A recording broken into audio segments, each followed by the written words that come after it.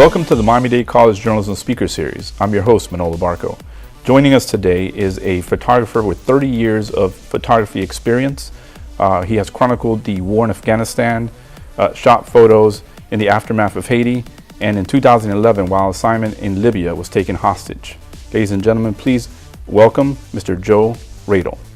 Joe, welcome to the show. Thank you for having me come and Joe, open up by telling us a little bit about your background. Well, I grew up in Maine for 17 years of my life, and went to University of Miami just to go away from the winters, to get away from the cold. But actually, I went to University of Miami because I knew I wanted to be a photographer, and at that point, you had the riots that were taking place, you had social strife, you had the Cuban exodus, that was happening. So there's a lot going on in Miami, and my father, made sure I didn't want to go to college. I thought right out of high school I could become a professional photographer, but my parents made sure that I went to college, and that's the reason I chose to come to Miami. And obviously that was a great time, and it let you explore a lot. Can you talk to us a little bit about your first experiences as a photographer? I have a lot of times students that come into the office and they want to be part of something, particularly with us, the newspaper, and they're afraid, they're a little apprehensive. They said they have no experience, but at some point, everything was new for you as well. Talk to us a little bit about that and how you walked through that. Yeah, I mean, I grew up extraordinarily shy, and I think for me, the camera was kind of a ticket to being able to deal with my shyness, overcome it. And I think if nothing else, the way to break into the business is to bust through those barriers of being able to walk into a room and just deal with the situation that's in front of you. So, can you walk us through a couple of those first instances, the first times that you held a camera and you went out to shoot something for, whether it was your college paper or maybe even high school, that you went out and shot something and did something and say, hey, this is what I want to do? Yeah, I mean, again, I think it goes back to my shyness. I mean, I went to the main photographic workshops for my senior year of high school, and one of the first portfolio that I turned in was basically pictures of people that I met on the streets, and it was something that I would not have been able to do if I didn't have that camera in front of me, and it allowed me to just basically talk to people. And when I showed the portfolio to the instructor at the workshop, they didn't understand it. They were like, Joe, this is nothing. It's just headshots of people on the streets. And I was like, no, this is me being able to overcome my shyness. And so that was, a big breakthrough, I guess, for me, just being able to. So that was the infancy of it. Talk to me about some of the important characteristics and traits that a photojournalist needs to have, and are those traits that someone can get better at? If they don't necessarily have. No, sorry. Absolutely. I mean, I think most people, if you're not in the visual world, in the photojournalism, you wouldn't necessarily walk into a room and quickly evaluate where the best light is in that room, where the shadows are, where your picture wouldn't happen. So, I mean, as a photojournalist over the years, you kind of develop this kind of sense for every situation that you're walking into. Like in the studio here, you see there's light over here, there's a green wall over there. I mean, so quickly you kind of are able to adapt to the situations that you're thrown into, and you may not get that when you're first starting out. When you're first starting out, you just walk in and you kind of take pictures, regardless of the light and the moments. But through time, you kind of develop that. You mentioned adapting to situations. In 2011, you were taken hostage. And just aside from that, I'm sure you've been in many, many tense situations. How do you deal when you're confronted with a moment like that? I mean, that was unusual. I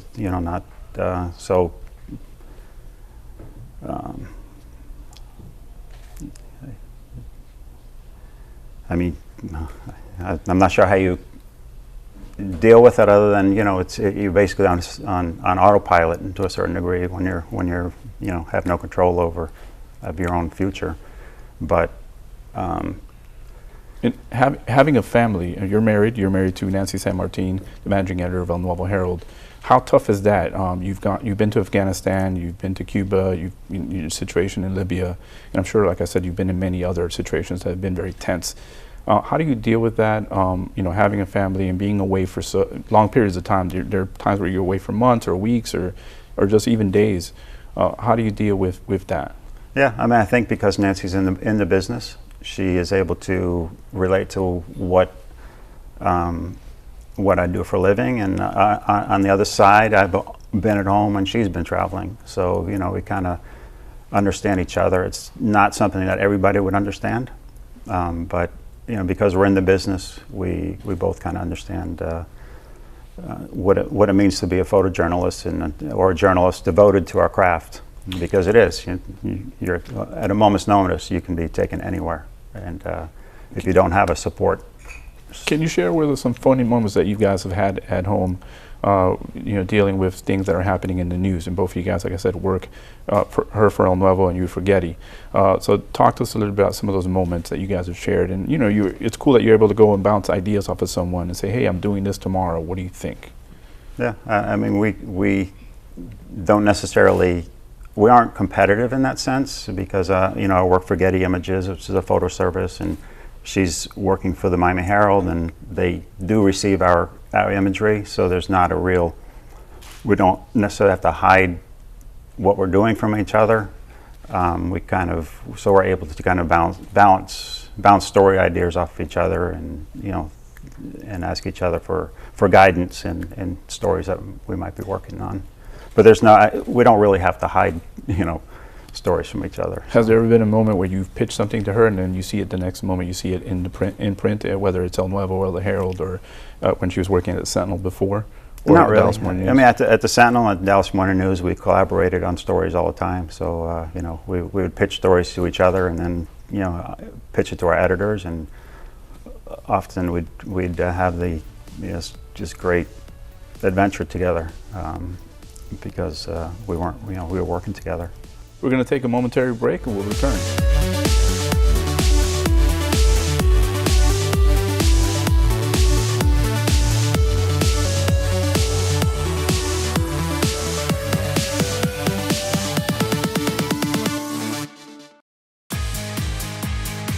Start your story at MDC.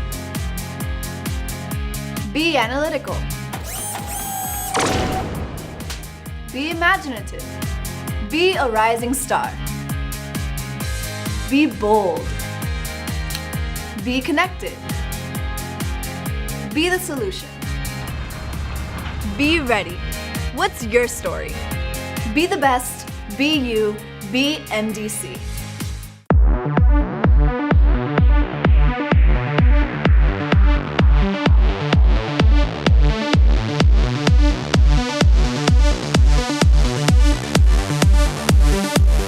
Welcome back to Miami-Dade College Journalism Speaker Series.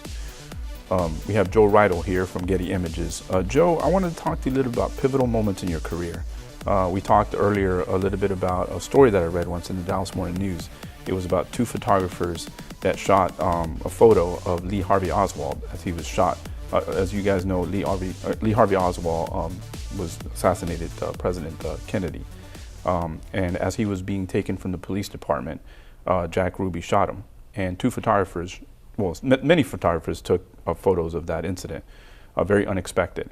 One of them was for the Dallas Morning News. He caught the moment that we all know, that we see Lee raising his hand and you see the flash of the gun, and he chronicled that moment. The other photographer from the Dallas Times-Herald missed that shot by a couple of seconds. And the story in the Morning News was about how it shaped their careers. So talk to us about pivotal moments in your career that have shaped the photographer you are today. Yeah, I mean, I think it's hard for me to reflect on those pivotal moments, because every day brings more pivotal moments for me. I mean, I don't necessarily think about that, but it's more that I've gained the experience over time to kind of know where I need to be to try to capture that pivotal moment. And there's often times that you do miss it, and those are the ones that kind of you learn the most from, probably. And again, it's back to going, knowing through experience and looking at pictures and talking to people what the decisive moment will be in any given situation that you walk into. You can't just walk into a situation without trying to at least figure out, like with Lee Harvey Oswald, the photographers had to know that he was going to walk down a hallway, and they had to put themselves in a location where they obviously they didn't know he was going to get shot. So they had to put themselves in a situation where they were going to capture his walk down the hallway, which they did. And sometimes it's a matter of luck. Maybe the one guy that didn't get the picture, had somebody standing in front of him, or he was off too far to the left, and the one guy. But they both knew going to the situation where they needed to be to try to capture that decisive moment. How do you stay focused? Because I'm sure you cover, like you talk about, basically you're talking about repetition and events that you cover that are very similar. So maybe someone would have covered that and they know, okay, this is where I get good lighting, or this is where I stand. The media will be here and then the police will be here. How do you stay focused when it's something that, it's repetitious and it's in some cases mundane, but you have to stay sharp and focused? I think none of it is mundane. That's the beauty of photography, is that every single day, whether you're taking pictures to illustrate a business story of, I did the other day, I think Hershey's was bought by a company in Switzerland, so I had to take pictures of candy bars. Even that in itself could have been mundane, but you try to take the best picture you can for those situations, and that, I think, is the same from that to shooting presidential races or photographing anything. There's nothing really mundane about what we do if you have passion for it. There's always something new, always something fresh that you can take a picture of. It's only your mind that's going to make it mundane. But if you approach it as though it's it's new and fresh every single day, then everything's that same challenge. You need to every day you have to figure out where you have to be to capture the best imagery. I was looking at some of your photographs. You've taken photos of some very important people, very important moments in history. How do you not get nervous to not miss that moment? Every day you get nervous. I think you have to be nervous. It keeps you sharp. If you're not nervous, and again, if it's mundane to you, I've done this. I've covered 10 presidential races, and this is kind of boring. Then you're not going to be sharp, and you're not going to get the pictures. The decisive moments for those stories. Talk to us a little bit about some of the favorite characters that you've encountered. Not necessarily the best photographs, but characters, people that maybe you expected to be a certain way, and when you meet them, they're completely different. Share some stories like that with us. Again, it's hard for me to reflect on the past. I think because everything's, photojournalism is about tomorrow and today.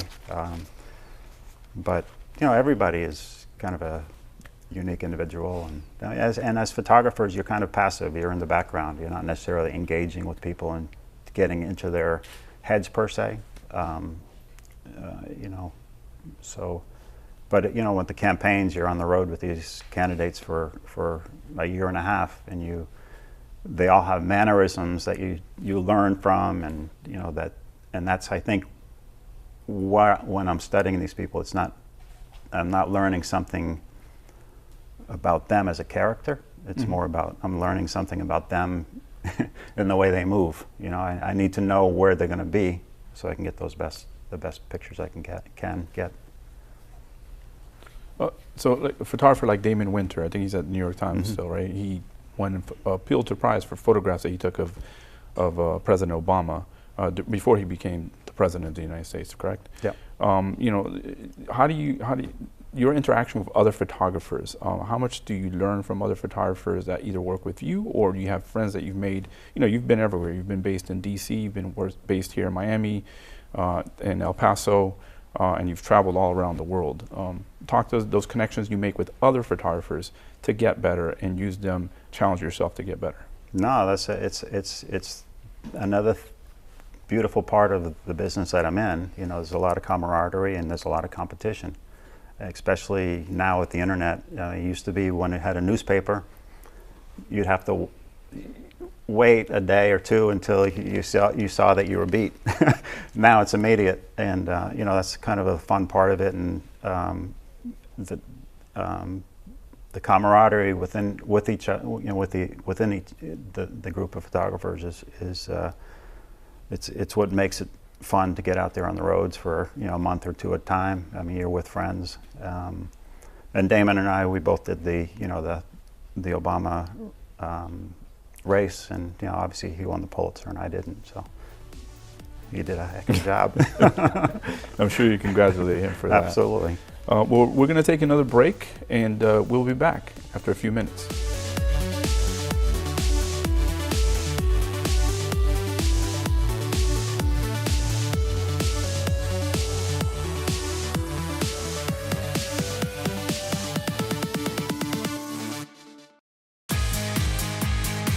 Start your story at MDC. Be analytical. Be imaginative. Be a rising star. Be bold. Be connected. Be the solution. Be ready. What's your story? Be the best. Be you. Be MDC.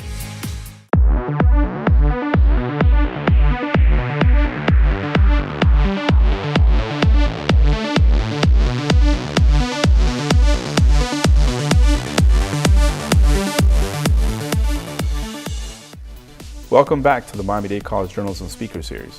Our guest today is Joe Raedle from Getty Images. Joe, I want to put you on the spot a little bit and ask you a question about, so I'm sure you have 30 years of experience and you've been doing this for a very long time, you're a veteran, but I'm sure there have been plenty of times when you have messed up or there's been a blooper that happens when you're doing your job. Talk to us a little bit about some of those moments and how you've gotten past them, and maybe many of those were at the early part of your career, but I'm sure you still have some mistakes that happen now from time to time. I mean, those are the things you don't talk about. But no, early on, I was an intern at the Miami News, and there was a murder that happened actually across from the news building, and I was riding around with one of the photographers, and you know, we didn't think much of it. As murders, unfortunately, happen all the time, and so we went over there, took some pictures. And I mistakenly had not set the sync on the flash correctly, so all the exposures were incorrect. And it turned out this was a hugely high-profile murder. It was the Attorney General's wife who committed suicide. Actually, it was, I guess, a murder-suicide, and killed her son. It was either murder or murder-suicide, but you know, I had just taken it as, okay, here's just another thing. Hadn't really been very careful about my settings, and you know, I was nervous. You know, here's the dead bodies are right there.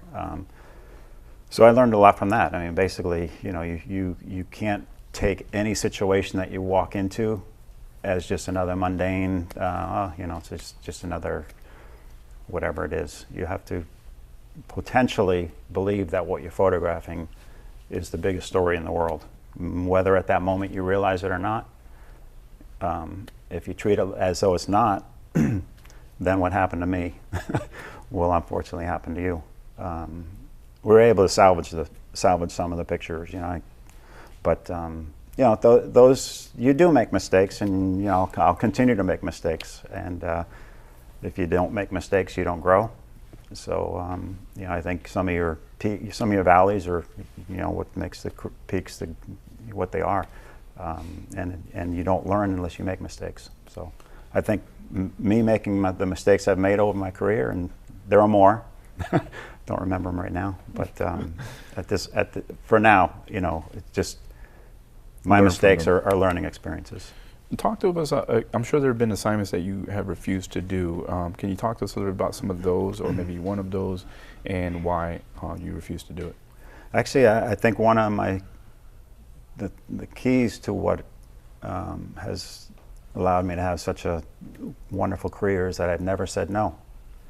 I mean, I've never said no, I can't do that. If you give me an assignment, I'm gonna go do it. So I don't say no. I don't say I'm not going to do that assignment.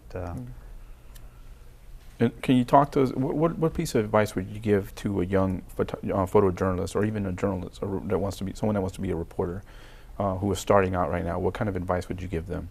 I mean, probably the same as when I was there. I mean, the technology's changed. We know that there's a tremendous upheaval in the business, and we don't know what the future of the business is. But the taking still imagery, telling stories, it doesn't change. So I would say you have to be curious. You have to be full of energy. You have to be willing to read the newspapers and follow along what's going on in the news. There's just certain qualities of what it means to be, you know, a photojournalist that don't change. So. Perfect. All right. Well, we'll come to the part of the show where we're going to take some questions from our audience. They will be telling you where they're from and who they are. My name is Julian Gonzalez, and I'm from Hialeah Senior High School. And the question I would like to ask today is, how do you feel about paparazzi and their role in journalistic photography? I think they have a great role in the media world. I mean, there's a lot of people that's their focus is celebrities, and they're providing a service to people that enjoy that type of entertainment and want to know what the latest celebrity's doing. So I think they're I like the paparazzi. Great response. We have another question. Hey, I'm Camila Rivera from Ronald Reagan Senior High School, and my question is, at what age did you know you wanted to take pictures for a living? I started when I was young. I think I was maybe 12 years old or 10 years old. I was, again, very shy when I was a young kid, and I quickly found that if I showed somebody a picture, I didn't have to tell them, try to tell them a story about what I was trying to communicate. I saw the power of imagery really quickly, and it's something my parents just basically really encouraged me to do. So I started very young. Now we're going to take our final question. Hi, my name is Stefan Silva. I'm from Ronald Reagan Doral High School, and during the interview, I was interested in the fact that you were held hostage. Just wanted to know what situation you got yourself into and how you were able to get out of it. Basically, I was captured by Gaddafi's forces in Libya when we were there to cover when I was there to cover the story. And I mean, honestly, I don't think at the end of the day we know why I was released, but my company and Agence France Presse company pleaded with the Gaddafi regime, and somehow they let us free. Those are some great questions. Want to have one final question for you before we let you go. Talk to us about the future of journalism. Where do you see it going? What do you see it being? That's the million-dollar question. I mean, I don't know if I know that answer. I mean, I know the people in Miami-Dade College know the answer. I know the students from the high schools will be showing us what the answer will be. But at the end of the day, it's always going to be about storytelling, and that's never going to change. So I think the future will be like it always has been, where we tell stories, compelling stories, important stories, and how that's going to be delivered to the masses, we don't know. But again, the young people will be the ones that decide the future of this business. And it's a beautiful, bright future, but you know, I don't know the future. But I do know I love what I do, and telling stories is the most important thing. So. Thank you for being a guest on our show. And until next time, we'll see you soon.